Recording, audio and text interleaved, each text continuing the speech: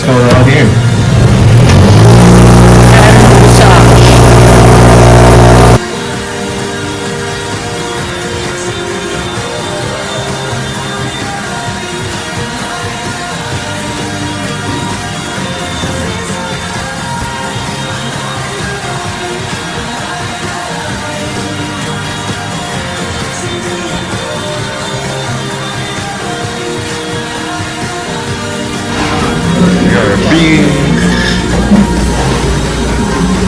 And a double protein.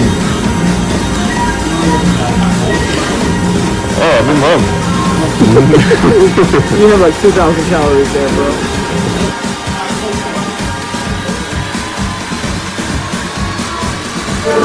Happy birthday, dear Jeff. Happy birthday to you.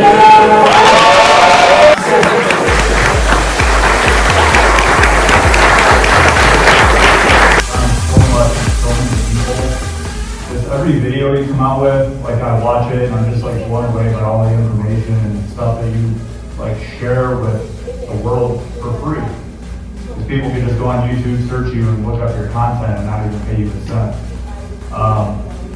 So that kind of got my wheels turning in my mind. I wanted to ask you, like the roots of why you established the company and what made you want to share your tips with the world. Thanks. Well, I addressed yesterday quickly, like, from a business standpoint, I always understood the importance of leveraging not even social media at the time, but the internet to get your message out to a broader audience. I really understood that from a very long time ago. 1997 or 8 is when I first started to research people that were doing things where they were distributing their information online. I went on to work for the Mets in 2006 and was compiling in the background a manual for baseball training, just to kind of summarize all of the stuff that I had done with the players and learned with the players. And we actually wound up circulating it through the Mets organization as sort of the guide for how to do it, because they had done a manual years ago and we were just updating it. That being said, when I left the Mets and I was going to put this thing out in the open for people and sell it, I told the story where I had asked these two guys who I never would ask. I was so embarrassed to ask any of our players for anything, not even for an autograph. The guys would ask all the time. I didn't want to do that. But I said, knowing that I was going to probably need something to sort of push myself to the next level, I asked Johan Santana and David Wright, the best player, best hitter, and the best pitcher we had on our team. And they both were very willing and wanting to do this for me. It blew me away. And that really helped me to kind of get that recognized pretty quickly, so I was able to get some recognition. And when I started my YouTube channel, I did it for the same idea that I can reach more people doing this. Now, it was embarrassing, because I couldn't think about taking my shirt off in front of an audience of people. Like, I just left a professional organization where I was sitting in a room full of coaches. Like, if I'm not attending meetings with my shirt off and coaches meetings, right? Now without at least getting completely made fun of. So I was self-conscious about that, but I did know that the value of what we were teaching was there. And so I did the videos and I had my shirt on until one of my players said to me, dude, if you don't take your shirt off, like, you don't even look like you lift until you take your shirt off. So you got to take your shirt off. So at that point, I did, and our views started to escalate really quickly. The fact that Athlean X could get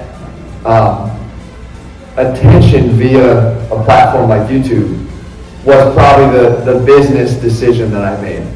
The rest of it has always been just to give the best information I could. Was to try to provide as much information as we could for free. Because there's always going to be a segment of people who say, that really helped me, I want to go learn more. And I remember one of the early business coaches that I worked with. I didn't really ever hire a business coach, but I was around many people. And they said, like, give everything you have to your followers and your public. And it's the fact that when you put it together as a system, you're solving another set of issues. Like, I think there's everything I've ever covered in any program is probably out there in some YouTube video in some form or fashion. But it's when you then solve the problem of putting it together for people like, okay, this is how I'd recommend you go through this. And this is why I think you should stop doing this thing and sort of shift towards doing this. Or this is how I think you should test yourself to find out if you specifically need to do a little bit more of this than this. And it starts to become individualistic for people. I believe that's what I've always sort of approached YouTube as, just a conduit to try to get information out to people. And I'm fine with that. And to be, truth be told, it's led to a very successful life for me and my family. And we haven't monetized all 14 million people. If I did, I'd be on some island in, in the middle of the Pacific or something. But that's not true. I'd still be doing this. But but the fact is that comes from just wanting to help people. And I think the most successful people in the world are people that just want to help people. And of course, you're going to find ways to monetize that. People will always, who want more, will come and get more. How many times do and this is true, in all the years, I've had supplements since 2011. How many times have I mentioned you have to go buy my supplements in a YouTube video? I'm not Greg Doucette. I didn't say it every 2 seconds, right? Now, I know if I said it every 2 seconds, I can 10x my supplement sales. I'm pretty sure. But I'm not going to do it.